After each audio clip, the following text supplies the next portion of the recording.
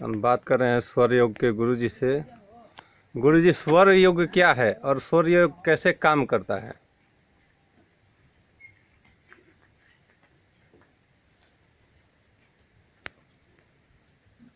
स्वर योग प्रकृति की संचालन है। अब प्रकृति में जितने भी प्राणीजन हैं, जलचर प्राणी, थल प्राणी, वायु प्राणी, इन समस्त प्राणियों में स्वर का अनुकंपा पर्याप्त है।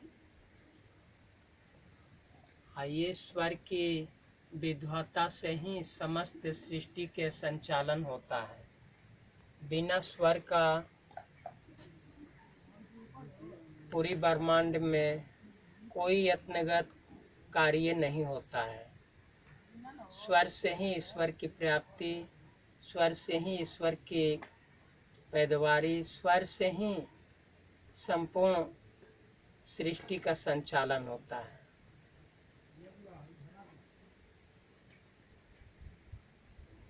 अब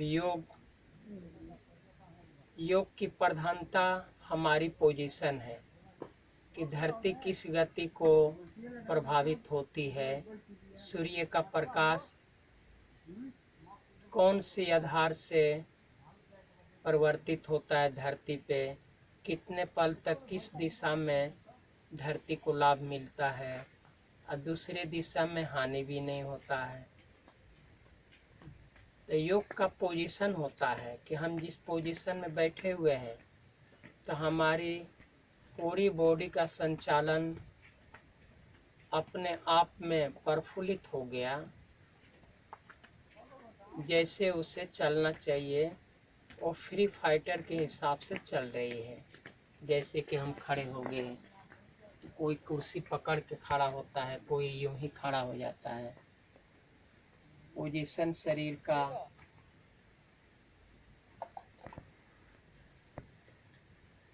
इतना पे होना चाहिए।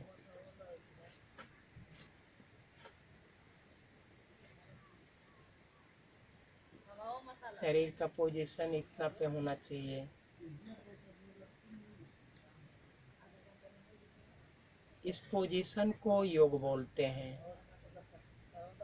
और ध्यान का मतलब आंखें आधा बंद, हमारी ध्यान बाहर नहीं जाएगी, हमारी स्वयं के शरीर से स्वयं के शरीर तक उपस्थिति का अनुभव करेगी कि हम हमारे शरीर में इस पोजीशन के हिसाब से कहाँ पर ध्यान कर रहे हैं जो और गति को दूर कर सकें।